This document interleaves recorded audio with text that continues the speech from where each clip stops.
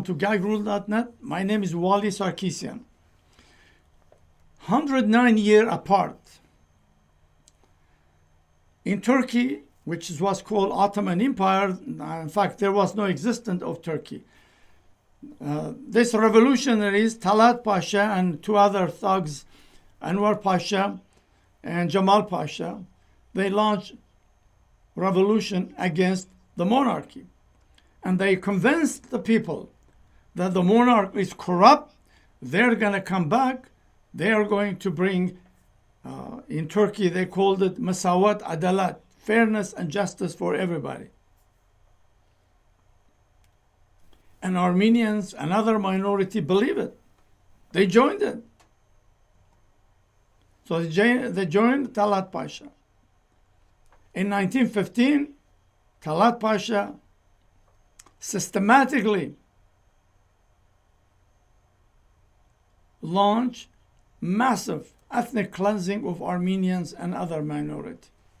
Consequently, 1.5 million Armenian men, women, children were either massacred or thrown in the desert to die in Anatolian mountains. That was Talat Pasha, 1915. And that was the time European, that when they defeated Turkey, which is Ottoman Empire, they put it in this man named Ataturk. They said, oh, he's the savior, he's pro-Western, and all that crap. So they sort of threw under the bus Armenian cause. This is the West in 1915. Some of their media was writing about this, but that's about they did. They didn't try to save anything.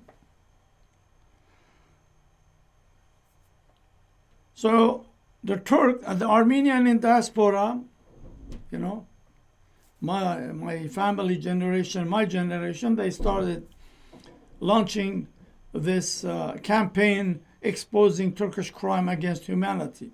And in fact, many Turkish journalists, many Turkish historians start writing about this. So the Armenians were able to at least 30 countries, major countries, so-called democratic countries, recognize Armenian genocide, including last year United States. So the Turks were frustrated. They could not do much, especially when Armenians 30 years ago, they liberated Artsakh from the barbaric Azerbaijanis. The Turks were frustrating. So the Turk looked inside Armenia. How could we destroy Armenia within? So they find out a loyal Turks named Nikol Pashinyan. So why Nikol Pashinyan? Because Nikol Pashinyan, in 2008, he launched massive, violent, criminal attack against Armenian government and Armenian people. He killed 10 people. He ran away, was captured, put in jail, supposed to be 7 years, but this idiot, Serge Sarkisian, let them go for 2 years. So the Turks start organizing. And then you have Armenian political organizations. They, of course, fight each other. So there is this called AGBU. While Armenia was getting off the Soviet Union, they launched this Armenian American University while Armenia had no food. While the war was raging in Artsakh, AGBU concentrated in Armenian children, turning them to English speaking. And also COAF, also TUMO, those are all AGBU people. So then what happened is Soros saw this opportunity. He came in Armenia, he created this called civil society. And so they have started brainwashing them and creating this organization. So the Turks saw Pashinyan the best opportunity for them to destroy Armenia within.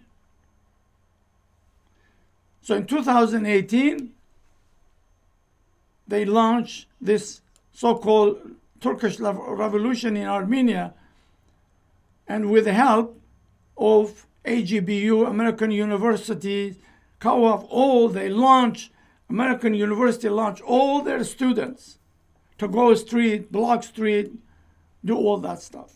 So they brought this criminal Nikol Pashinyan in power.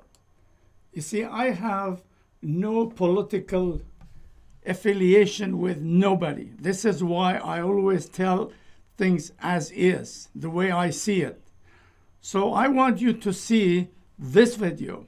This man is a very good guy. Don't understand me wrong. I'm not saying. But he told the truth when I interview him, ask him about American University. Please listen. The diaspora has given to their homeland. Now I ask people this question: what is the university contribution to the country politically, technologically? Is your university doing that? Well, there are many of our graduates who are now in leading positions in the government, in the parliament, in Artsakh, in Armenia. Is that why we are in trouble? Well, I hope not. So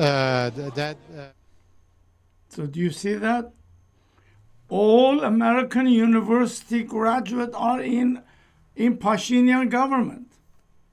So I am not exaggerating when I say AGBU, American University, they brought the Pashinyan in. Let's continue. He, exactly, precisely, like Talaat Pasha, he told Armenia, I'm going to bring justice. The government is corrupt. Same words. He used exactly same word as Talaat Pasha. I'm going to bring justice. The government is corrupt. 2 years later, he conspired with Azerbaijani leader to launch, because he could not just go recognize Artsakh part of Azerbaijan, otherwise he has to kill some Armenian to justify it. So they conspired in Switzerland. They launched this 2020 attack on Armenia. Armenia would never lose that war. But he capitulated. And he started piece by piece by piece giving away, like Հանձնելու ենք փառուխի դեպքերը ձեզ օրինակ կտոր Ղարաբաղը հանձնելու ենք փառուխի դեպքերը ձեզ օրինակ կտոր Ղարաբաղը հանձնելու ենք փառուխի դեպքերը ձեզ օրինակ կտոր He told Armenian, but Armenia refused to believe it. They didn't believe it. He told them publicly, I'm going to destroy Artsakh. So he did. That's how he did it. So Armenian government for 30 years borrowed only $5 billion. He came in power, he borrowed $6 billion. What he did with it? 100% he spent corrupting the police, corrupting the civil servants. Every 6 months he gave them raise. That's what he created, this violent, vicious police in a history of mankind. That's what he did. And he publicly recognized Artsakh with the help of the same corrupt Western power that they did in 1915, and now they brought this criminal in power to do their dirty work.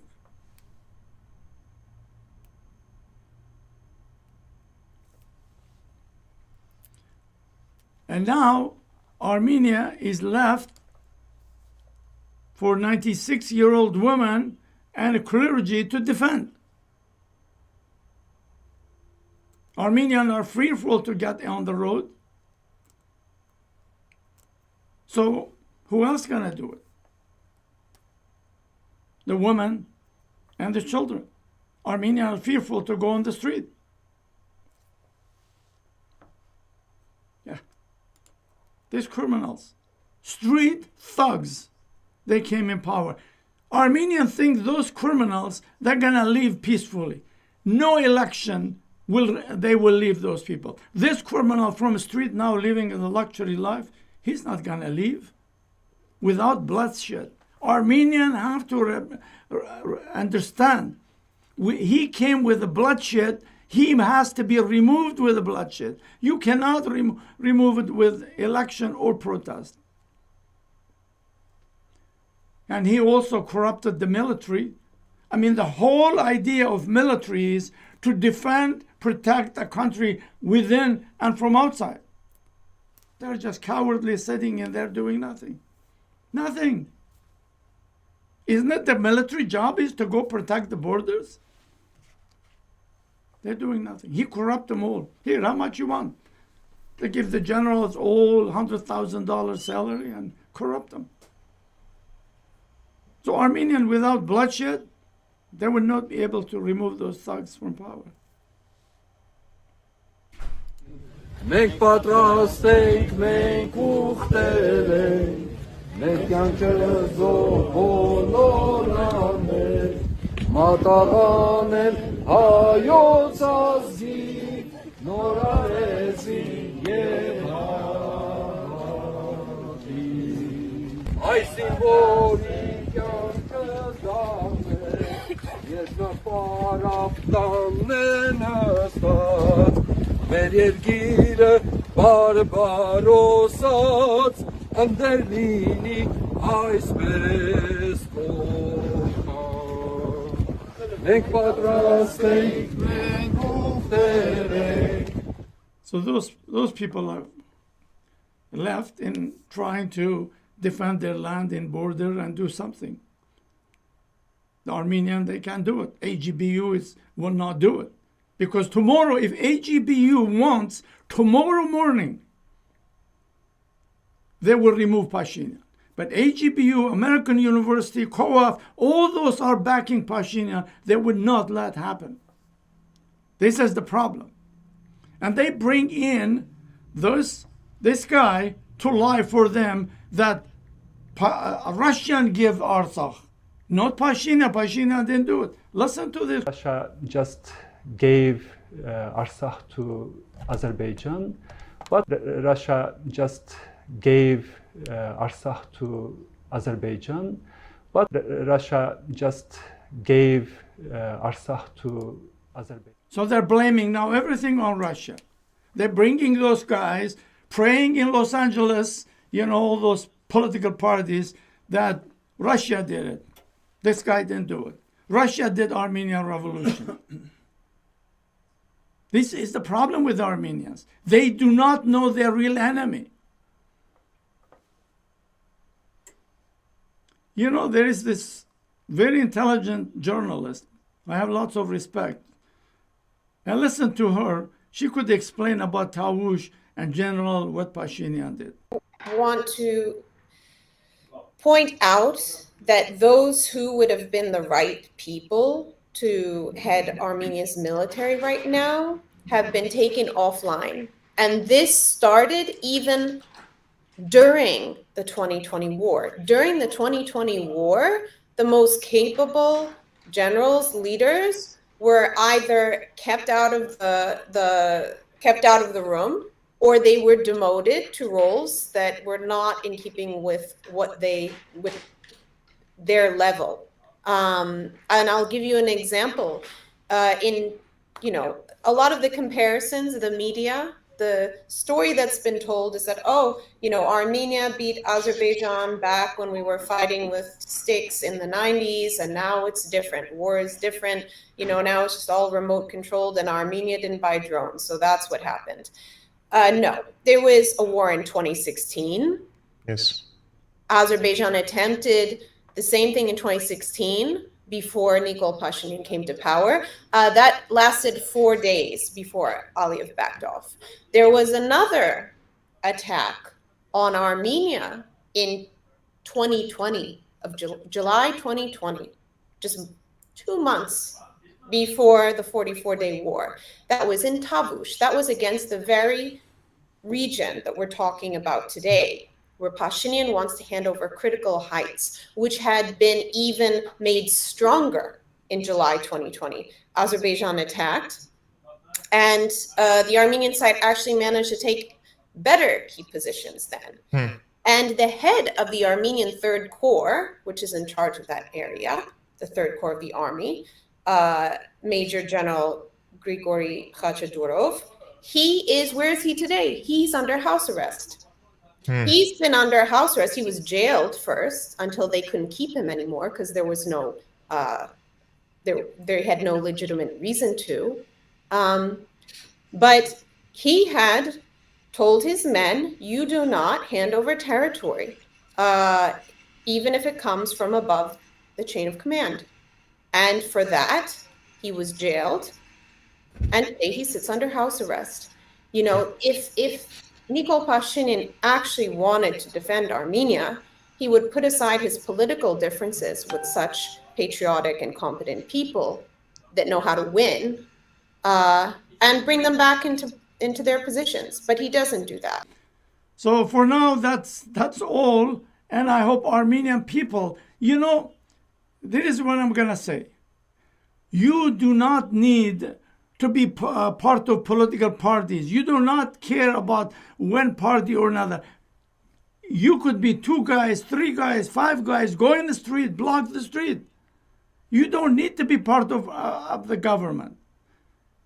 The students has to be in the street. Let me show you. Here is in 6 years ago when AGBU launched a student against Armenian people. These students didn't just come on the street because of Pashinyan. It was people behind it. It was the AGBU, it was AUA, the American University, there was the co-op, all those people, those are all students. You could see that. And only a student can make revolution or military, you know. And this is what, if tomorrow AGBU, AUA wants to remove Pashinyan, they could do it, no problem. But that's not their agenda. That's not their agenda. They want to keep this criminal in power. The students was launched in the street by American University. People have to put pressure on American University to launch those students in the street. You know, this is only way. There's only 2 ways you could overthrow this government. One is launch the student in the street because student has nothing to lose. The second is military. But of course, Armenian military being corrupted, he's coward. They're not going to do it. So far, at least. There are lots of generals on the Facebook, they talk about these things, but they're not doing anything. So anyway, share this as much as you can. I don't care about like, I care you share it. So the public will understand this criminal Pashinyan must be removed at any cost. Thank you for watching. Have a nice day. We'll see you soon. Bye.